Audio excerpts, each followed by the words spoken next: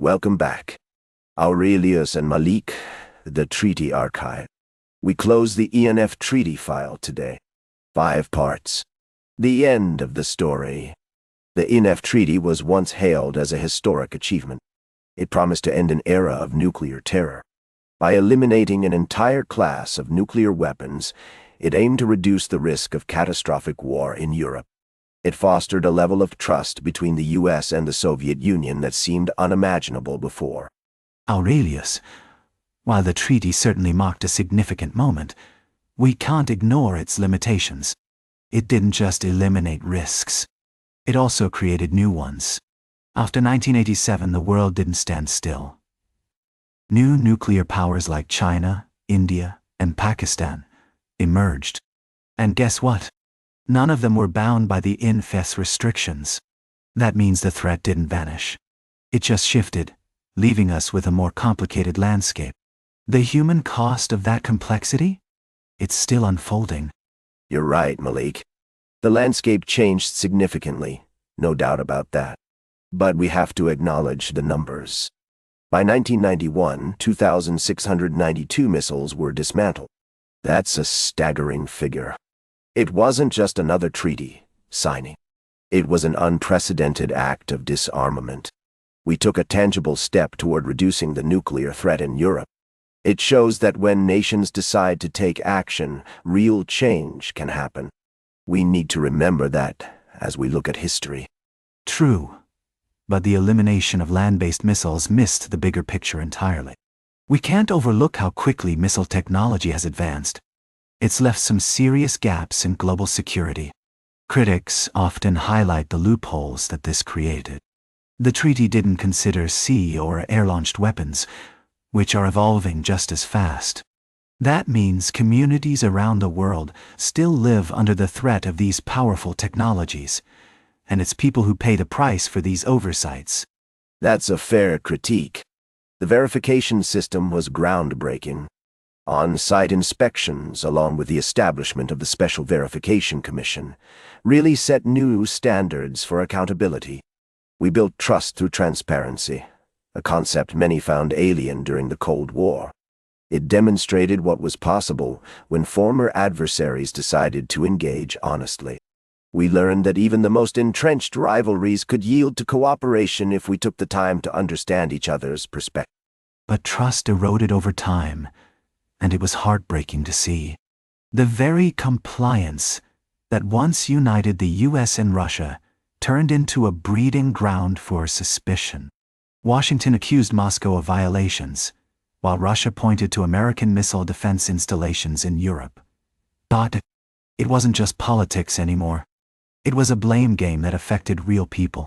Families, communities, and innocent lives were caught in the crossfire of these accusations, and that's something we can't overlook. By 2019, we found ourselves at a critical juncture. Both nations decided to withdraw from the treaty, each pointing fingers at the other. This collapse was about more than the loss of a single agreement.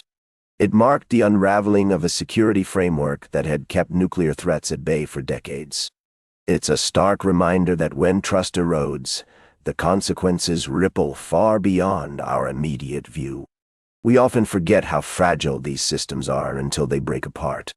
The end of the INF Treaty exposed a harsh reality that many don't fully grasp. It wasn't just about missiles. It was about years of diplomatic work that had been painstakingly built. Without that framework, we're facing new threats, like advanced missile systems and rising geopolitical tensions. The stakes are higher now, and the risk of miscalculation is greater than ever. It's not just policy. It's real lives that hang in the balance, and that's something we can't afford to overlook. The lessons of the INF Treaty are crucial today. It showed us the value of transparency and rigorous verification in international agreements. We learned that even in moments of maximum tension, dialogue remains vital for progress. When we look back, we see empires adapt and learn, even from their most difficult moments. We must remember that history isn't just a record of victories. It's also about the willingness to engage, negotiate, and find common ground when it matters most. But Aurelius, Was it really a triumph of negotiation? Some people argue it was actually a missed opportunity for broader disarmament. Sure, there were gains, but the narrow focus on land-based systems really limited what could have been achieved. It left the world grappling with unresolved issues, with families still affected by the fallout. Those human costs, the stories of real people, continue to haunt us. We need to ask ourselves if we're really doing enough to address those lingering concerns. Perhaps you're right. The debate around the treaty's legacy is a tangled web.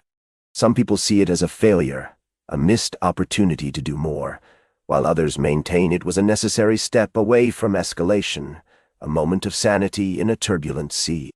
Both perspectives have merit.